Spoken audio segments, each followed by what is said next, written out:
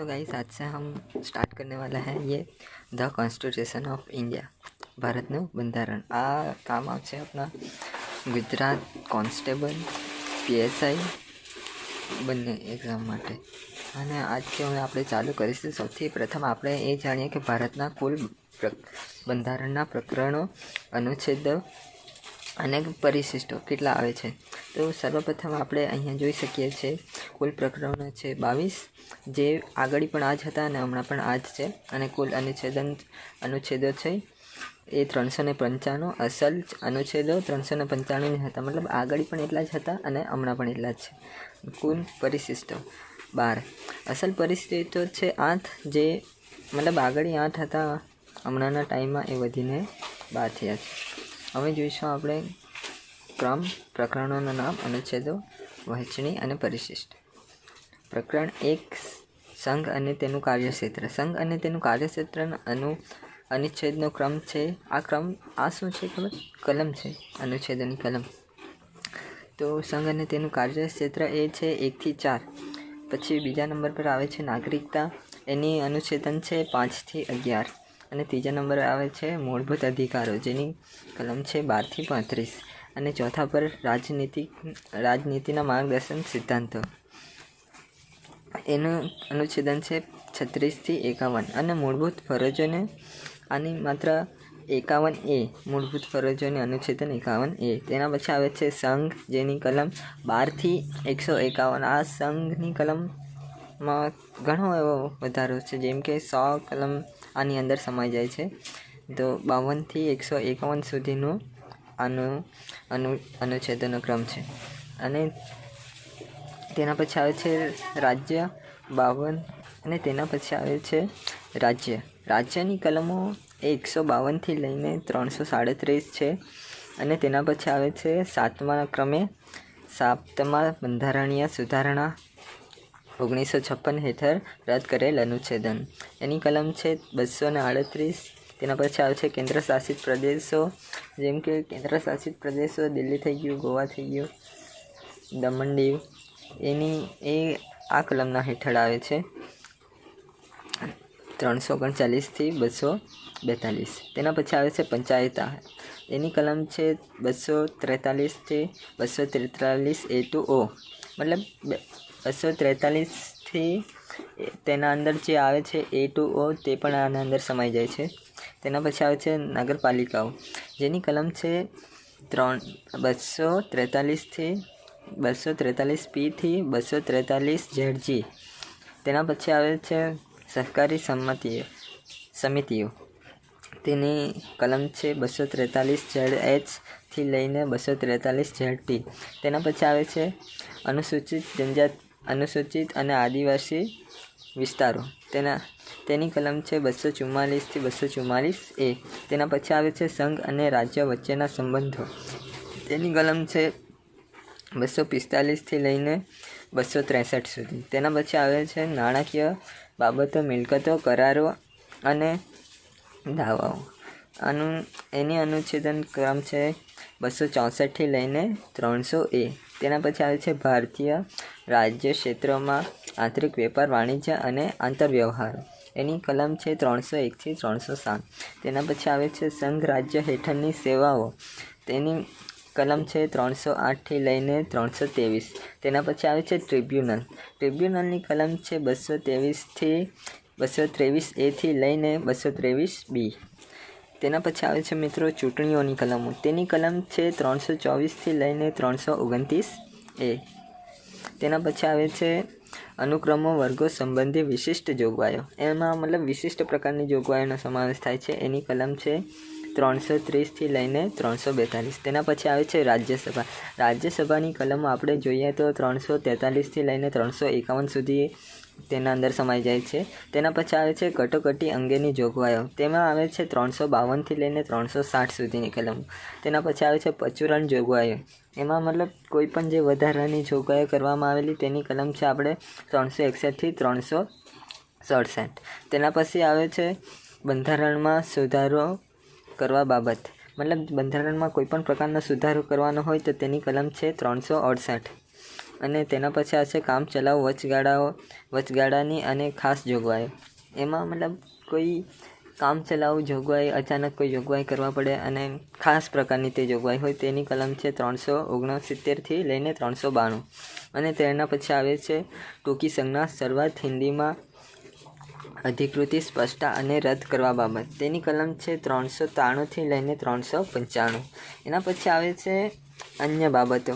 જેમ કે અન્ય બાબતોમાં બંધારણની સમિતિની મંજૂરી એ આપણે 26 નવેમ્બર 1949ના રોજ મંજૂર કરેલ ભારત બંધારણ છે, જે 26 જાન્યુઆરી 1950 સુધી 1950થી અમલમાં જ હતું. તેના કુલ 22 પ્રકરણો છે, 8 પરિશિષ્ટો રહ્યા હતા. એ આપણે પહેલાં પણ જોઈ ગયા છે. 22 પ્રકરણો છે, 8 પરિશિષ્ટો છે અને તેમાં 8માં વધારો થઈને એ 12 બન્યા છે હમણાં. અને આપણી જે કુલ કલમો છે એ 395, જે પહેલાં પણ તેટલી જ હતી ને હમણાં પણ તેટલી છે. 31 માર્ચ 2015માં જ્યારે બંધારણનો 100મો સુધારો કરવામાં આવ્યો હતો ત્યારે બંધારણના કુલ પ્રકરણો 22 જ રહ્યા. જો કે કેટલાક પેટા પ્રકરણો ઉમેરતા અને કેટલીક જોગવાઈઓ રદ કરતા કુલ પ્રકરણો 22 જ રહ્યા. બંધારણના વર્તમાન અને કુલ અનુચ્છેદનો અસલ બંધારણમાં હતા તેટલા જ આર્ટિકલ 395 છે, પરંતુ તેમાં કેટલાક અનુચ્છેદનો રદ કરવામાં આવ્યા છે અને તેને સ્થાને નવા અનુચ્છેદનો ઉમેરાયા છે. મતલબ જે જૂના અનુચ્છેદનો હતો તેમાં તે લોકોને અમુક જે એટલા બધા ઇમ્પોર્ટન્ટ ના હોય એનો નિકાલ કરવામાં આવ્યો છે અને નવાનો તેમાં ઉમેરો કરવામાં આવ્યો છે, જે તે અનુચ્છેદના મુખ્ય ક્રમ સાથે વધારવામાં ABCD એ પ્રમાણે વધારવામાં આવ્યા છે. જેમ કે પ્રકરણ 9માં ઉમેરેલ પ્રકરણ 9A અને 9B. તેમાં ઉમેરેલા વધારાના અનુચ્છેદોનો અનુક્રમે 243P થી 243ZG અને 243HZH થી લઈને 243ZT તરીકે દર્શાવવામાં આવ્યા છે. અસલ બંધારણમાં કુલ 8 પરિશિષ્ટો હતા, જેમાં પાછળથી 4 પરિશિષ્ટો ઉમેરતા હાલમાં બંધારણમાં 12 પરિશિષ્ટો છે, જેની સંક્ષિપ્ત રજૂઆત નીચે પ્રમાણે છે. આ રહી જે હમણાંના સમયમાં 4 પરિશિષ્ટો જે ઉમેરવામાં આવ્યા છે તેનું. તો 8 પછી આપણું 9મું પરિશિષ્ટ છે, જેમાં 1951 અને 2007ના સુધારાઓમાંથી અમુક અધિકારો અને વિનિયમોના કાયદેસર સમીક્ષાની જોગવાઈ કરવામાં આવી છે. 10મું પરિશિષ્ટ 1985માં પક્ષ પલટા સંબંધી કરેલ 52માં બંધારણીય સુધારાની જોગવાઈ કરવામાં આવી છે. અને 11મું પરિશિષ્ટ 1992માં પંચાયતી રાજ સંબંધી થયેલા 73માં સુધારા સંબંધી જોગવાઈ કરવામાં આવેલી છે. આ મિત્રો છે આપણું એ સુધારામાં નંબર નથી આપ્યો, અહીંયા આપ્યો છે 10મો સુધારો. એ 52માં બંધારણીય સુધારાની જોગવાઈ કરવામાં આવી છે. અને તેના પછી આવેલ છે 11મું પરિશિષ્ટ, જે 1992માં પંચાયતી રાજ્યસભા તરીકે 73માં સુધારા સંબંધી જોગવાઈઓ કરવામાં આવેલી છે. તેના પછી આવે છે 12મું પરિશિષ્ટ 1992માં નગરપાલિકા સંબંધી થયેલ 74માં સુધારા સંબંધી જોગવાઈઓનો સમાવેશ કરવામાં આવ્યો છે. એના પછી બંધારણના 8 પરિશિષ્ટોની વિગતે નીચે પ્રમાણે છે. આ રહ્યા બંધારણના 8 પરિશિષ્ટો. આ 8 અને આ 4 એનું મતલબ થશે ટોટલ 12 પરિશિષ્ટો જે અહીં દર્શાવવામાં આવ્યા છે. તો પહેલું પરિશિષ્ટ એ છે રાજ્યો અને કેન્દ્રશાસિત પ્રદેશો સંબંધી જોગવાઈ. તેના પછી આવે છે બીજું પરિશિષ્ટ કેન્દ્રના રાષ્ટ્રપતિ, રાજ્યોના રાજ્યપાલ, લોકસભા અધ્યક્ષ અને ઉપાધ્યક્ષ, સુપ્રીમ કોર્ટ અને રાજ્યની હાઈકોર્ટ, ન્યાયાધીશ, કોમ્પ્ટ્રોલર અને auditor general of India CAG.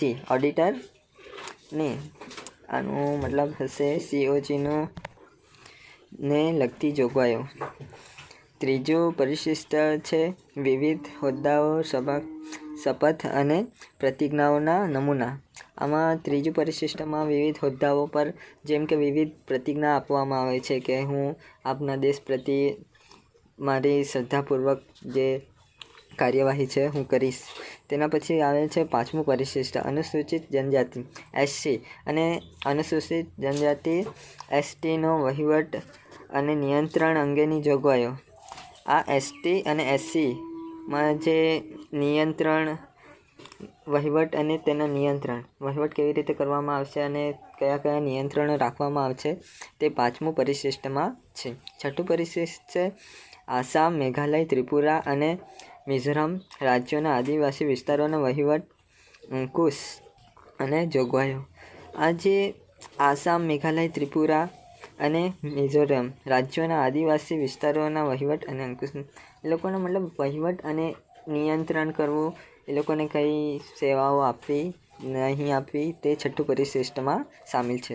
સાતમું પરિશિષ્ટ કેન્દ્ર, રાજ્ય અને સંયુક્ત યાદીના અનુક્રમે 97, 66 અને 47 વિષયોની યાદી છે.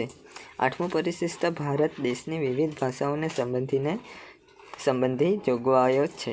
આઠમું પરિશિષ્ટમાં ભારત દેશની વિવિધ ભાષાઓ જેમ કે હિન્દી, ગુજરાતી, બેંગોલિયન, પંજાબી એ બધી ભાષાઓનો આમાં આઠમા પરિશિષ્ટમાં સમાવેશ થાય છે. હેલો મિત્રો, તો હવે આપણે નેક્સ્ટ વિડીયોમાં મળશું. નેક્સ્ટ વિડીયોમાં આપણે ચર્ચા કરીશું વિવિધ પરીક્ષામાં પૂછાયેલા પ્રશ્નોના MCQ. Okay, bye bye, take care, like, subscribe